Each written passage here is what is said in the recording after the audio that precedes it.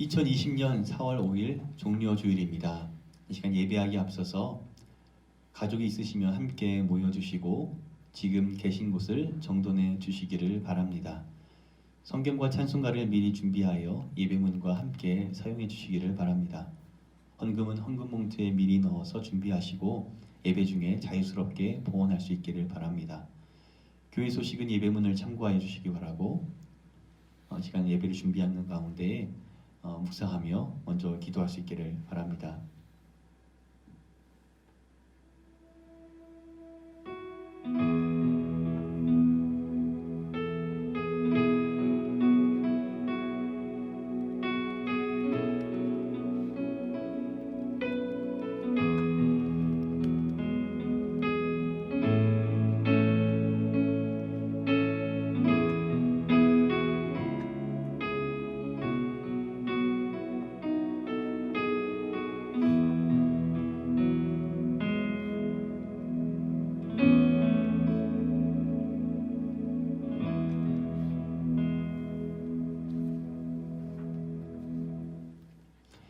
시온에 따라 크게 기뻐할지어다. 예루살렘에 따라 즐거이 부를지어다. 보라, 내 왕이 내게 임하시나니 그는 공의로우시며 구원을 베푸시며 겸손하여서 나귀를 타시나니 나귀의 작은 것 곧 나귀 새끼니라. 내가 에브라임의 병거와 예루살렘의 말을 끊겠고 전쟁하는 활도 끊으리니 그가 이방 사람에게 화평을 전할 것이요 그의 통치는 바다에서 바다까지 이르고 유브라데 강에서 땅끝까지 이르리라. 앞에서 가고 뒤에서 따르는 무리가 소리 높여 이르되 호산나 다윗의 자손이여 찬송하리로다. 주의 이름으로 오시는 이여 가장 높은 곳에서 호산나 하더라. 아멘. 함께 기도합니다. 우리를 구원하여 주시며 또 우리를 죄에서 자유케 하시기 위해 이 땅에 영원한 왕으로 오시는 주님을 찬양합니다. 우리의 마음을 다해 예배합니다. 이 땅에 예배자를 찾으시는 주님께 우리의 삶을 열어드립니다. 성령님, 이 시간 우리에게 임하여 주옵소서. 주의 사랑으로 우리를 채워주시고 그 은혜로 우리를 세워 주옵소서. 예수 그리스도의 이름으로 기도합니다. 아멘. 시간 우리 함께 찬양합니다. 주님 우리 가운데 함께 해주시고 주의 은혜로 우리를 채워주셔서 그 은혜로 다시 우리를 세워 주옵소서. 우리 그런 마음으로 한 시간 우리 찬양합니다. 주 나의 모습 보내.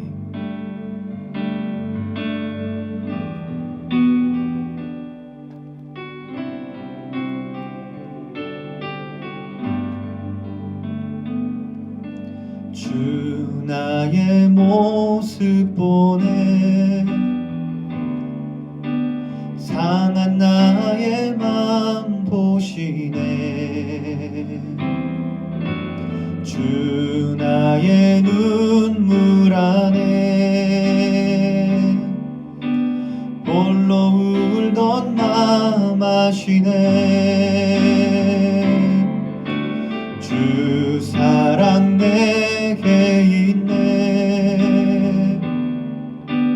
그 사랑이 날 채우네. 주 은혜 내게 있네. 그 은혜로 날 세우네.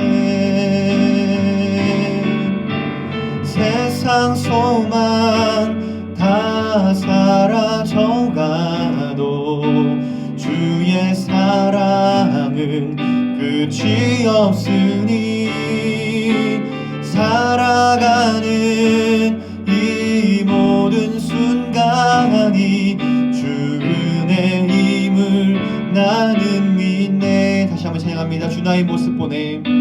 주 나의 모습 보내 상한 나의 맘 보시네. 주 나의 눈물 안에 홀로 울던 맘 아시네. 주 사랑 내게 있네. 사랑이 날 채우네. 주는 내게 있네. 그네로 날 세우네. 세상 소망 다 사라져가도 주의 사랑은 끝이 없으니 살아가는 이 모든 순간이 주의 힘을 나는 믿네. 세상 소망 다 사라져가도 주의 사랑은 끝이 없으니 살아가는 이 모든 순간이 주의 힘을 나는 믿네. 주의 힘을 나는 믿네.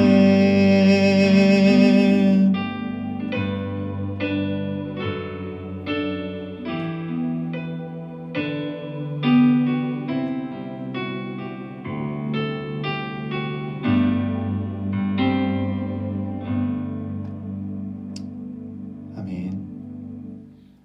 오늘 주신 하나님 말씀입니다. 마가복음 14장 32절에서부터 42절까지의 말씀입니다. 마가복음 14장 32절부터 42절까지의 말씀 받들어 봉독합니다.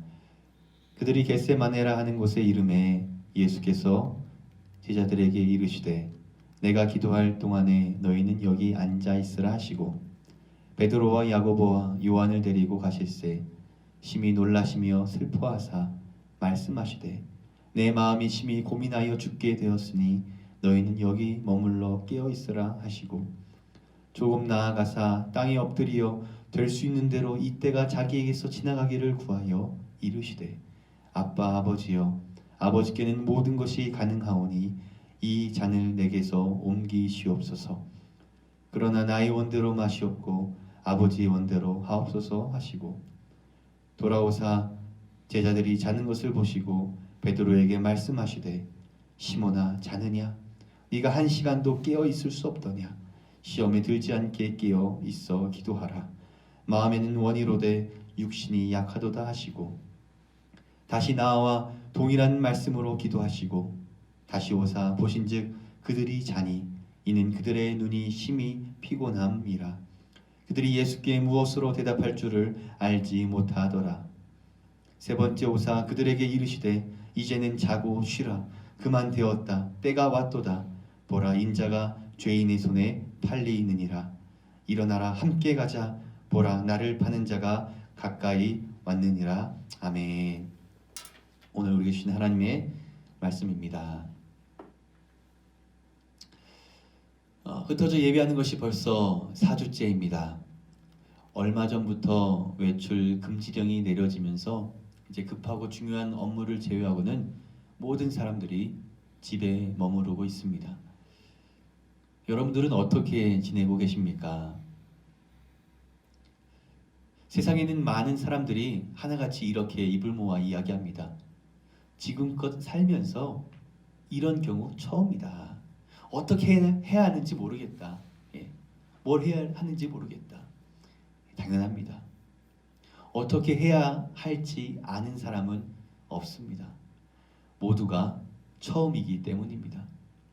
어쩌면 우리는 평생에 한 번 할까 말까한 그런 소중한 인생 레슨을 하고 있는 것입니다. 어떤 사람은 아무 의미 없이 지내는 사람이 있을 것입니다. 불평하고 원망하면서 환경을 탓하고 다른 무언가에 마음 뺏겨 살아갈 것입니다. 하지만 현명한 사람은 그 어떤 환경에서도 배우는 사람입니다. 영국의 시인이자 소설가인 월터 스콧은 현명한 사람은 어디에서나 배운다고 말했습니다. 고대 그리스 대표적인 희극 작가인 아리스토파네스는 현명한 사람은 적으로부터 많은 것을 배운다고 말했습니다.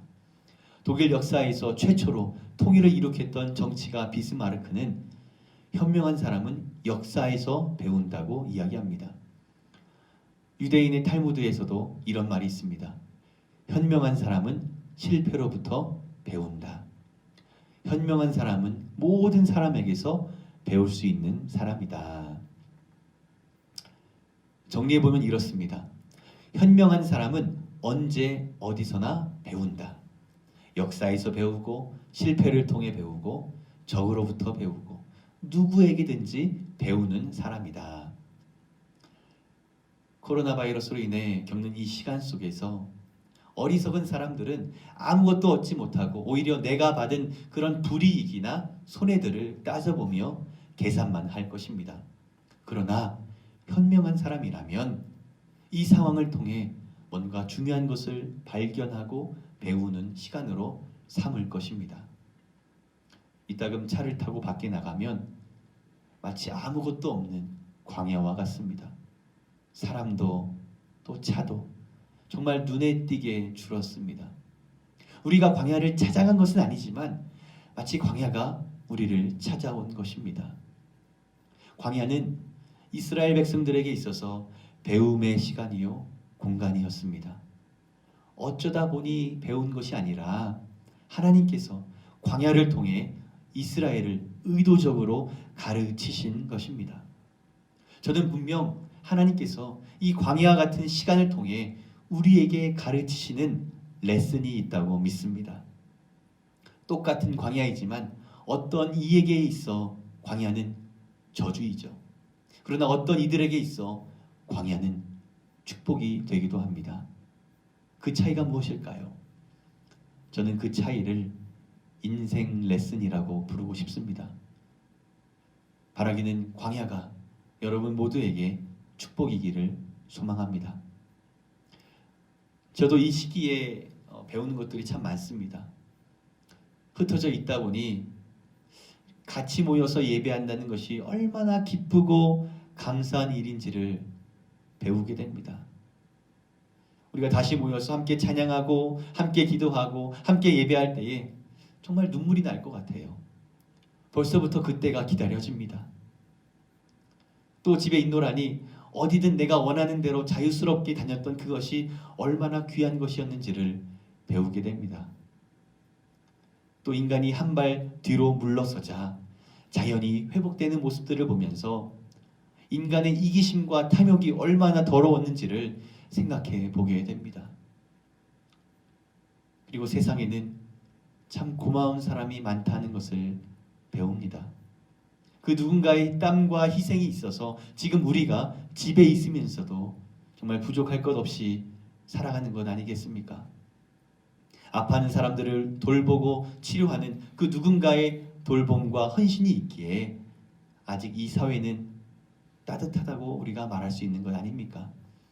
저는 아직도 소중한 사람들이 내 곁에, 우리 곁에 있음을 배우게 됩니다. 아직 우리에게 희망이 있음을 배웁니다. 또한 같이 살아가는 법을 배우게 됩니다. 오늘 본문은 예수님께서 잡히시기 전 기도하시러 겟세마네 동산에 가시는 그런 장면과 함께 그 동산에서 기도하신 모습을 조명하고 있습니다. 누가복음에 의하면 예수님께서는 늘 하시던 대로, 늘 가시던 대로 기도의 처소를 찾아가셨던 것입니다. 그러나 이날만큼은 더 특별했습니다. 이제 곧 십자가의 순환이 시작되기 전이었기 때문입니다. 어둠에 쌓여있는 겟세마네 동산은 마치 폭풍 전야의 고요처럼 침묵이 흐릅니다. 그 고요한 숲속에서 예수님은 고뇌로 몸부림치면서 하나님 앞에 기도하십니다. 그런 예수님의 심정을 오늘 본문 34절은 이렇게 표현합니다. 말씀하시되 내 마음이 심히 고민하여 죽게 되었으니 말씀하시되 내 마음이 심히 고민하여 죽게 되었으니 십자가의 죽음을 앞둔 예수님은 완전한 신이시면서 완전한 인간이셨습니다. 단지 십자가가 죽음만이 아니라 인간으로서의 심적 고통까지도 그 십자가를 통하여 당하셨음을 우리는 알 수 있는 것입니다. 마음이 심히 고민되고 낙심된다. 마음이 심히 고민되고 낙심된다. 이것은 시편 기자가 고통당하는 의인의 상태를 말할 때에 반복하여 사용하던 표현이었습니다. 그렇습니다. 예수님은 죄가 없으시지만 우리를 위해 십자가의 순환을 당하셔야 했던 완전한 의인이셨던 것입니다. 시편 기자가 고민되고 낙심된 마음에 더욱 주님을 찾았듯이 예수님도 아버지를 부르며 기도하신 것입니다. 아버지를 붙들었던 것입니다. 아버지여, 아버지께는 모든 것이 가능하오니 이 잔을 내게서 옮기시옵소서. 그러나 나의 원대로 마옵시고 아버지의 원대로 하옵소서. 이 잔을 내게서 옮겨달라. 이것은 무슨 기도이겠습니까? 차라리 아버지 나를 살리고 그냥 인간들이 그냥 본인 스스로 그 죄값을 받도록 그렇게 해주세요. 뭐 그런 기도인가요? 아닙니다. 오히려 이런 기도입니다. 할 수만 있으시다면 차라리 당신이 사랑하시는 인류를 구할 다른 방법이 있지 않을까요? 하지만 다른 방법이 없기에 예수님은 자신을 아버지의 뜻에 맡기신 것입니다. 아버지 뜻대로 하옵소서. 이것은 우리에게 무엇을 말씀하시는가? 오직 구원은 예수 그리스도의 죽음과 부활밖에는 다른 방법이 없다 하는 것입니다. There is no other way. There is no other way. 나의 원대로 마옵시고 아버지의 원대로 하옵소서. 우리가 너무나 잘 아는 기도입니다. 우리가 기도할 때에 하나님 앞에 가져야 할 자세를 잘 보여주는 모범적인 기도이기도 합니다. 근데 느끼셨을 거예요. 우리는 기도할 때에 예수님처럼 기도하지 못하고 꼭 마지막을 흐리게 되죠. 나의 원대로 하소서. 나의 원대로 하소서. 사실 이건 기도가 아닙니다. 나의 소원을 이루는 것, 그것은 기도가 아니라 주문입니다. 기도는 나의 원을 이루는 것이 아니라 아버지의 원을 이루는 것, 또 아버지의 원대로 하실 수 있도록 나를 열어드리는 것입니다. 여러분 기도하실 때에 너무 거창하게 표현을 써서 기도하지 않으셔도 괜찮습니다. 마음에도 없는 어떤 화려한 수사어구를 사용해서 기도하지 않아도 괜찮습니다. 다만 여러분들의 생각과 감정과 여러분들의 상황을 솔직하게 숨김없이 아버지께 아뢰며 동시에 꼭 이렇게 기도할 수 있기를 바랍니다. 아버지의 뜻대로 하옵소서. 아버지의 원대로 하옵소서. 오늘 예수님은 십자가의 순환을 앞두고 모든 것을 아버지께 맡기고 또 아버지께 당신 또한 맡기셨습니다. 이런 의미에서 이 시간은 십자가의 순환을 앞둔 시간이 아니었습니다. 이미 십자가의 순환은 시작된 것입니다. 겟세마네 동산에서 예수님은 이렇게 십자가를 준비하시며 기도하셨다라고만 하여도 될 것 같은데 오늘 본문 말씀은 바로 그 자리에 제자들이 함께 있었음을 말해주고 있습니다. 혼자만 기도하셔도 될 것 같은데 왜 굳이 제자들을 동행시키셨을까? 예수님을 위해서 콧물, 눈물 범벅이 되면서 밤새도록 철야하면서 기도할 정도의 어떤 훈련된 사람들이라 믿으셔서 제자들을 데려가셨을까요? 기도에 능력이 있는 사람들이었을까요? 소위 기도빨이라고 하잖아요. 또 제자들이 그런 위인들이었습니까? 마가복음 9장에서는 귀신을 내어쫓지 못하는 제자들을 왜 기도하지 않느냐며 질책하셨던 예수님이셨는데 이번만큼은 특별히 기대하셨던 것일까요? 12명의 제자 중에 베드로, 야고보, 요한은 예수님과 더 가까운 곳에 머물렀습니다. 이전에도 예수님은 이 3명을 데리고 따로 활동하셨던 적이 있으셨습니다. 또한 이 3사람은 공통적으로 예수님께 헌신하겠다고 다짐한 적이 있었습니다. 그래서일까? 예수님의 극한 고뇌의 시간에 동참하도록 오늘 본문 속에서 예수님의 부름을 받았습니다. 그런데 제자들은 예수님의 부르심에 전혀 부응하지 못합니다.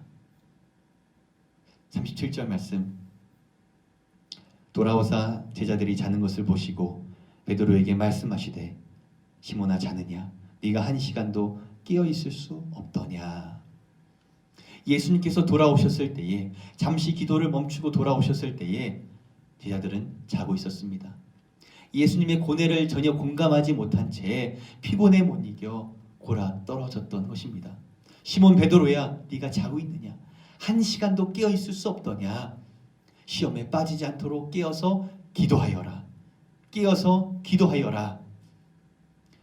부에브로 성도 여러분, 깨어 있지 못하면 시험에 들기 쉽습니다. 깨어서 기도하지 않으면 쉽게 넘어지게 되어 있습니다. 오늘 본문에서 시험은 예수님을 버리고 도망하게 되는 그런 눈앞에 놓여 있는 어떤 상황과 또 장차 이들이 고난받게 될 어떤 상황들을 다 포함한 시험이라고 우리가 생각해 볼 수 있습니다.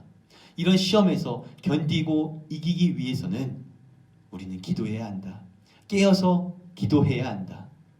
여러분, 정말 기도해야 할 때입니다. 깨어서 기도할 때입니다. 그런데 우리는 깨어 기도하기보다 오히려 잠에 골아떨어져 있는 저 제자들의 모습과 너무나 다를 것이 없습니다. 축 처져 있죠. 축 처져 있습니다. 예수님께서 마음이 심히 고민하여 죽을 지경이라고 말씀하셨을 때에 아마 제자들도 이렇게 생각했을 것입니다. 주님, 저희도 죽겠습니다. 저희도 힘들어 죽겠습니다. 한번 이런 질문을 해봅니다. 제자들도 역시 피곤하고 힘들어서 죽을 지경이었을 텐데 대체 왜 그곳에 있었던 것일까? 기도도 못하면서 왜 그렇게 자리만 채웠던 것일까? 50절 말씀을 보면 예수님이 잡히셨을 때에 있었던 제자들은 모두 예수를 버리고 도망합니다. 대체 지금껏 뭐 한 것입니까? 저는 이 말씀을 묵상하면서 이런 생각을 해보게 되었습니다. 지금 제자들은 인생에서 한번 할까 말까 한 그런 크고 값진 인생 레슨을 받고 있구나. 한번 생각해 봅시다. 이런 시간이 아니었다면 제자들이 정말 목숨 걸고 기도했겠습니까? 한 시간도 깨어 기도하지 못해 실패했던 경험이 없었다면 사도행전을 열었던 그 기도의 모임이 가능이나 했겠습니까? 기도하지 못해서 시험에 넘어지고 기도하지 못해서 예수님을 지키지 못했던 그 인생 레슨이 없었다면 어떻게 예수님을 지키겠노라고 자기 목숨까지 내놓는 성령의 사람이 될 수 있었겠습니까? 예수님께서 제자들에게 이렇게 말씀하시죠. 32절에 앉아있으라. 34절 말씀에 깨어있으라. 38절 말씀에 깨어있어 기도하라. 마치 레벨을 올리시며 가르치시는 것과 같이 예수님은 당신의 제자들을 레슨하고 계십니다. 41절 말씀에서 예수님은 세 번째 오셔서 제자들에게 말씀하시죠. 이제는 자고 쉬라. 그만 되었다. 때가 왔도다. 보라, 인자가 죄인의 손에 팔리느니라. 일어나서 함께 가자. 함께 가자. 기도하지 않는 베드로에게 세 번이나 찾아오셨고 예수님을 버리고 도망간 베드로는 얼마 후 예수님을 세 번이나 부인합니다. 깨어 기도하지 않았기에 예수님을 그렇게 부인하며 거절할 수밖에 없었다 하는 것을 오늘 우리에게 레슨해주고 계신 것입니다. 엘리자베스 퀴블러 로스와 데이비드 캐슬러, 이 두 명의 호스피스 운동가가 쓴 인생 수업이란 책에서 우리에게 이런 메시지를 던집니다. 후회 없는 인생을 살고 싶다면 죽음을 기억하라. 호스피스란 죽음을 앞둔 사람들이 남은 삶을 조금 더 편안하고 행복하게 맞이할 수 있도록 돌보는 일입니다. 책 제목은 인생 수업인데 웬 죽음이고 호스피스라니 좀 의아하다는 생각이 들기도 합니다. 그러나 전도서에서 이 전도자가 고백했던 것과 같이 인간은 죽음이 가까이 다가왔을 때 비로소 진정한 인생에 대해서 고민하기 시작한다는 것입니다.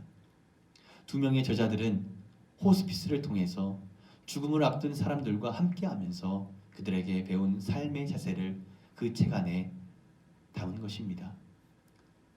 그러면서 던지는 한마디가 제 가슴을 울립니다.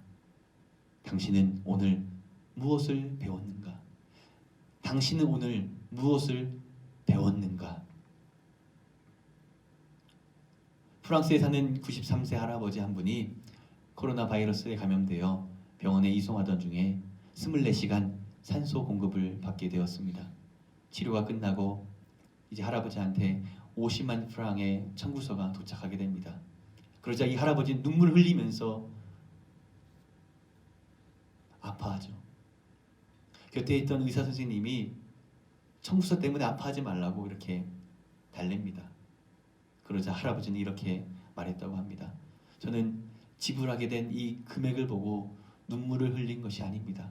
제가 눈물을 흘리는 것은 하나님께서 주신 산소를 내가 93년 동안 마시면서 한 번도 돈을 지불한 적이 없었기 때문입니다. 24시간의 산소가 50만 프랑인데 그러면 제가 93년 동안 하나님께 얼마나 많은 빚을 졌는지 아십니까? 사랑하는 성도 여러분, 현명한 사람은 어떤 상황 속에서도 배운다고 했습니다. 언제 어디서나 배웁니다. 역사를 통해 배우고 고난을 통해 배우고 실패를 통해 배우고 또한 광야를 통해 배웁니다. 또 죽음 앞에서 인생을 배우게 됩니다. 삶을 배웁니다. 오늘 여러분은 무엇을 배우고 계십니까? 배우지 못한다면 광야는 그저 저주입니다. 그러나 현명한 사람은 광야를 통해 배웁니다. 예수님도 내 멍에를 메고 내게 배우라고 말씀하셨습니다. Learn from me. 나에게서 배우라. Learn of me. 나를 배우라. 그래서였을까요? 예수님은 십자가의 순환이 시작되는 그 첫 시간에 제자들에게 기도하기를 청하십니다. 예수님의 십자가를 통해 배우기를 원하셨던 것입니다. 예수님의 그 기도를 통해 우리들의 그 기도가 달라지기를 원하셨던 것입니다. 예수님을 통해서 십자가를 배우게 하신 것입니다. 잠에 골아 떨어지더라도 실패하더라도 제자들에게 또 우리들에게 귀한 인생 레슨을 허락해 주신 것입니다. 후에 이들의 인생은 달라집니다. 늘 기도하시던 예수님에게서 기도의 습관을 배웁니다. 무릎을 꿇고 땀이 빗방울같이 흐를 정도의 그 기도의 열심을 배우게 됩니다. 시험을 이기는 힘이 기도밖에 없음을 배웁니다. 내 뜻이 아닌 하나님의 뜻을 구하는 기도를 배운 것입니다. 십자가가 가까이 왔을 때에 예수님은 하나님 앞에 간절히 기도하십니다. 끝까지 겸손을 보여주십니다. 십자가 순환에서 보여주신 그 차분함, 그 고요함, 십자가를 짊어지시고 골고다 언덕을 오르실 때에 십자가에서 마지막 숨을 거두실 때도 한 명 한 명의 그 영혼을 그냥 지나치지 않으셨던 그 모습, 그 사랑, 그 마지막 피 한 방울 다 쏟으시며 우리를 위해 대신 죽으신 그 희생, 제자들은 그 예수님을 보고 배웠던 것입니다. 복음서는 예수님의 기도의 모습과 제자들이 잠들어 있는 그 모습을 대조적으로 보여주고 있습니다. 그러나 사도행전 말씀에서는 제자들이 기도하는 모습과 또 말씀으로 살아가는 그 복음의 삶은 예수님을 참 많이 닮아 있습니다. 그렇습니다. 제자들은 배우고 있었던 것입니다. 닮아가고 있었던 것입니다.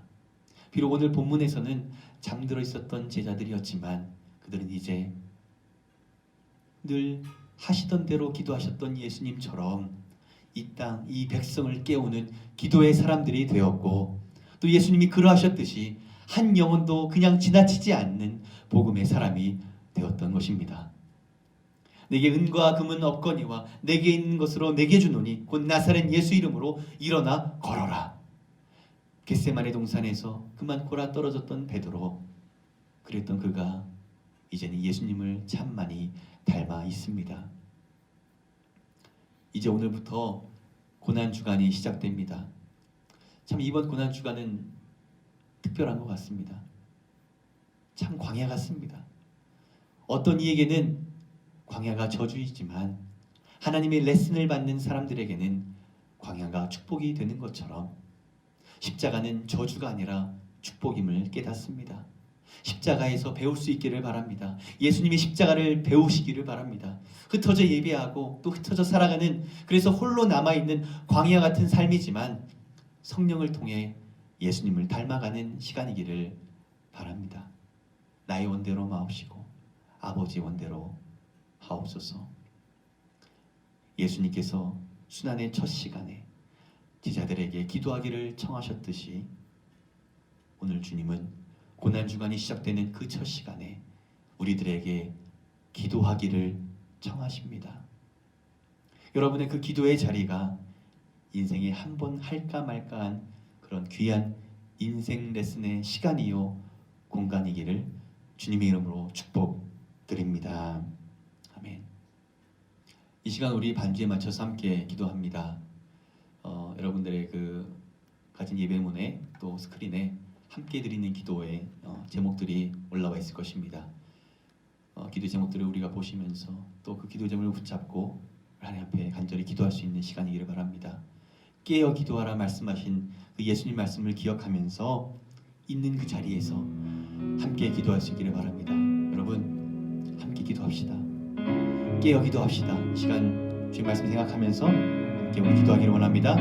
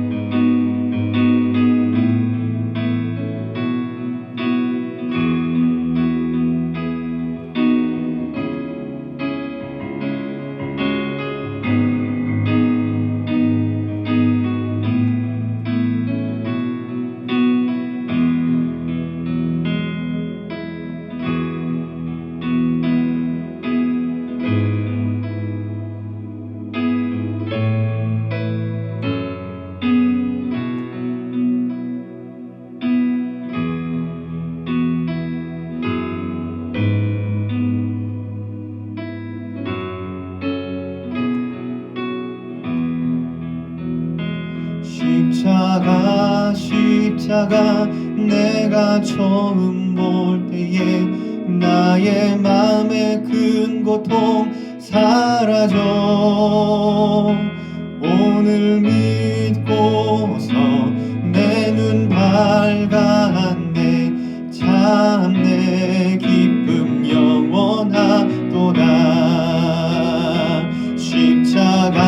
십자가 내가 처음 볼 때에 나의 마음의 큰 고통 사라져 오늘 믿고서 내 눈 밝았네 참 내 기쁨 영원하도다.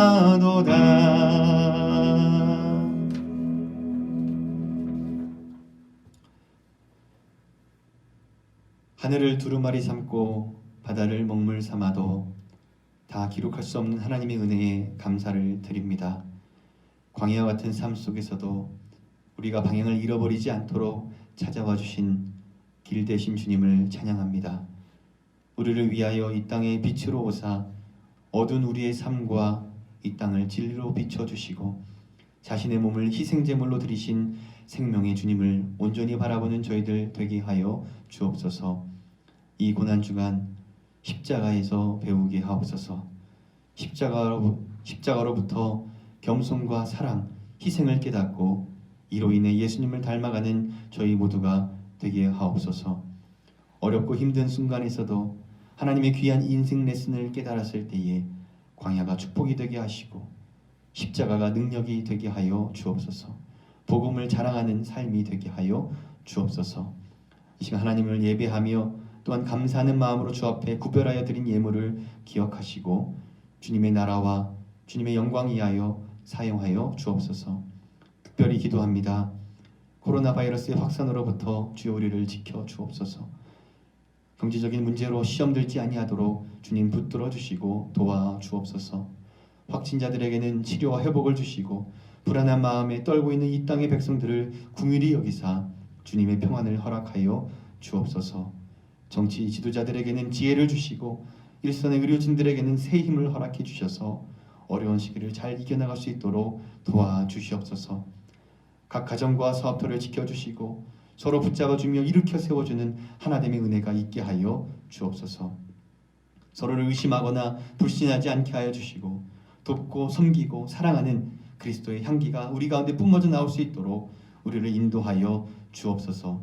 이 시기를 통하여 죄된 우리의 모습들을 돌아보게 하시고 주님 앞에 회개하며 말씀 앞에 순종함으로 우리를 회복시켜 주옵소서.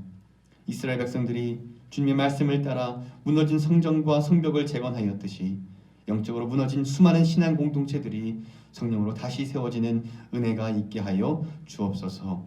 이 또한 지나갈 터인데 모든 것이 지나간 후에 그리스도의 흔적만이 남게 하여 주옵소서. 예수 그리스도의 이름으로 간절히 기도드립니다. 아멘. 지금은 우리의 죄를 대속하시기 위하여 십자가의 순환을 당하시고 자신의 몸을 찢으시면서까지 화목제물이 되어주신 예수 그리스도의 그 은혜와 독생자를 포기하시면서까지 연약하고 죄 많은 우리들을 사랑하여 주신 하나님의 그 크신 사랑하심과 광야 같은 우리의 삶 가운데 함께 계셔서 위로하시고 동행하시는 성령님의 그 교통 역사하심이 흩어져 살아가는 주의 백성들 머리머리 위에 저들의 자녀와 가정 가운데에 신음하는 이 땅 이 백성 가운데에 영원토록 함께하옵시기를 간절히 축원하옵나이다. 아멘.